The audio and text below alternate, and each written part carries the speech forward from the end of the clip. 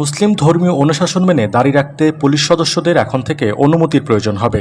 কর্তৃপক্ষের বিশেষ অনুমতি ছাড়া দাড়ি রাখতে পারবে না কোনো পুলিশ সদস্য। বলেছেন আজকে who is your prime minister candidate. আপনার নির্বাচন যার আপনার ক্যান্ডিডেট কে, এটা একটু জাতিকে স্পষ্ট করতে চাই, আপনি একটু স্পষ্ট করুন। আমাদের প্রাইভেট তারা তো খালেদা জিয়ারে মারার চেষ্টা করছে, এখনো তো মারতে পারে নাই। তারপরে তো হসপিটালে আছে, তাই না? আসসালামু আলাইকুম, আপনারা সবাই কেমন আছেন? আশা করছি সবাই ভালো আছেন। তো আমি আপনাদের কাছে দেখাবো এখন থেকে অনুমতি ছাড়া দাঁড়িয়ে রাখতে পারবেন না পুলিশ সদস্যরা, এমনটাই জানালেন সিনিয়র কর্মকর্তারা, যা আপনারা শুনলে অবাক হয়ে যাবেন। আর এইদিকে জানা গেল আগামী জাতীয় সংসদ নির্বাচনে বিএনপির প্রধানমন্ত্রী কে হবে। তো আমি আপনাদের কাছে এই দুটি ভিডিও ফর্মশেখানে দেখাবো। আজকের এই ভিডিওটি অত্যন্ত গুরুত্বপূর্ণ। তো আমি আশা করবো যে আপনারা এই সম্পূর্ণ ভিডিওটি দেখবেন, আর এই সম্পূর্ণ ভিডিওটি দেখলেই বিস্তারিত জানতে পারবেন। আর এই ভিডিওটি দেখানোর আগে আপনাদের কাছে আমার ছোট্ট একটি রিকোয়েস্ট, আপনারা যদি আমার চ্যানেলে নতুন হয়ে থাকেন তাহলে নতুন আপডেট নিউজ সবার আগে পেতে আমার এই চ্যানেলটি সাবস্ক্রাইব করে আমার সাথেই থাকুন। আর এখন চলুন কথা না বাড়িয়ে প্রথম আমরা দেখে আসি আগামী জাতীয় সংসদ নির্বাচনে বিএনপির প্রধানমন্ত্রী কে হবে সেই ভিডিওটি। বলেছেন আজকে who is your prime minister candidate. আপনার নির্বাচন যার আপনার ক্যান্ডিডেট কে, এটা একটু জাতিকে স্পষ্ট করতে চাই, আপনি একটু স্পষ্ট করুন। আমাদের প্রাইভেট তারা তো খালেদা জিয়ারে মারার চেষ্টা করছে, এখনো তো মারতে পারে নাই। তারপরে তো হসপিটালে আছে, তাই না? কাজী খালেদা জিয়া আমাদের ক্যান্ডিডেট, এটা পরিষ্কার। আর খালেদা জিয়ার অবর্তমানে তারেক রহমান ক্যান্ডিডেট। কাজে এই ব্যাপারে তারা তো কনভিক্টেড, তিনি তো বলেছেন তারা কনভিক্টেড। এটা উনি ওনার মামলায়, ওনাদের সাজানো মামলায় কনভিক্টেড। যখন আওয়ামী লীগ থাকবে না, এই মামলাও থাকবে না। যেমনি আওয়ামী লীগ ক্ষমতায় আইসা বর্তমান প্রধানমন্ত্রীর এগেনস্টেও এইরকম মামলা ছিল এবং 26টা মামলা ছিল। এর মধ্যে কিছু মামলা সাক্ষী হয়ে গেছিল, রায়ের পর্যায়ে চলে গেছিল, সেই সমস্ত মামলাও গায়েব হয়ে গেছে, তারা তুলে ফেলছে। তাই কাজেই এই আওয়ামী লীগ যখন ক্ষমতায় থাকবে না, তখন এই হাইকোর্ট থেকেই এই হাইকোর্টে এগুলো সব বাতিল করবে। এই হাইকোর্টই তারা জামিন দিবে, এই হাইকোর্টে তারা পারমিশন দিবে নির্বাচন করতে। কাজে এগুলো নিয়ে ওনাদের এত চিন্তা করার কোনো দরকার নাই। ওবায়দুল কাদের সাহেব তো মানে আওয়ামী লীগের জেনারেল সেক্রেটারি না বিএনপি বিষয়ক সম্পাদক, এটাই তো এখন চিন্তা করতে হয়, যেটা বারবার বলছি যে উনি বিএনপি কে নিয়ে ওনার এত চিন্তা কেন? বিএনপি লিডারকে, বিএনপি কে কেউ ভোট দিবে না, বিএনপির আন্দোলনে নাই, বিএনপি নাই, বিএনপির সমস্যাটা কি? আমরা তো দেশের মানুষ একটা ভোট চায়, দেশের মানুষ একটা ভোট দিতে চায়। এখন সেখানে মানুষ, উনি আগেই ধরে নিছে যে ওনারা পরাজিত হয়ে গেছে, বিএনপি জিতে গেছে এবং বিএনপি ক্ষমতায় আসলে তারা এক রাত্রে শেষ হয়ে যাবে। এগুলো তো তারাই বলতেছে এবং সে বলতেছে একটা আওয়ামী লীগের জেনারেল সেক্রেটারি। এর জন্য যে তারা যে আওয়ামী লীগের মতো একটা রাজনৈতিক দল যে কিরকম একটা দেউলিয়া হতে পারে। হ্যালো হ্যালো, আপনাকে শোনা যাচ্ছে, স্পষ্ট শোনা যাচ্ছে। জি বলুন বলুন।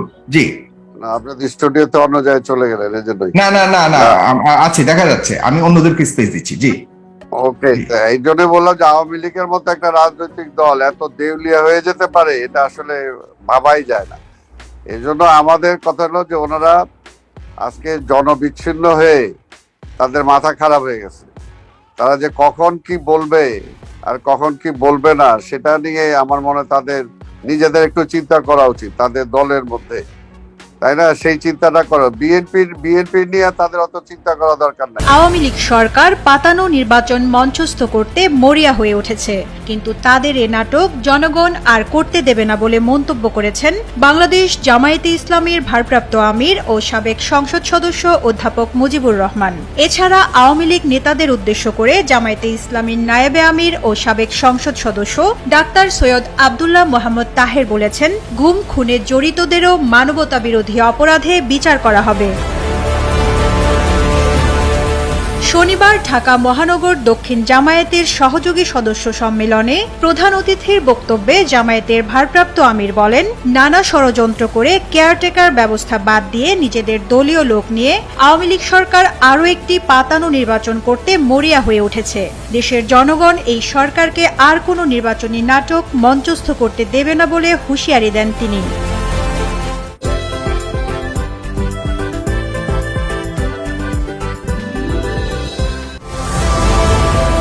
অধ্যাপক মুজিবুর রহমান বলেন, এখনই সময় কেয়ারটেকার সরকার প্রতিষ্ঠা এবং এক দফার দাবিতে রাজপথে আন্দোলন সংগ্রামে ঝাঁপিয়ে পড়ার। তাই ক্ষমতাসীন সরকারের বিরুদ্ধে এবং মজলুমের পক্ষে অবস্থান গ্রহণ করে নিজেদের সর্বোত্তম প্রচেষ্টা দিয়ে রাজপথের আন্দোলন সংগ্রামে বলিষ্ঠ ভূমিকা রাখার আহ্বান জানান তিনি।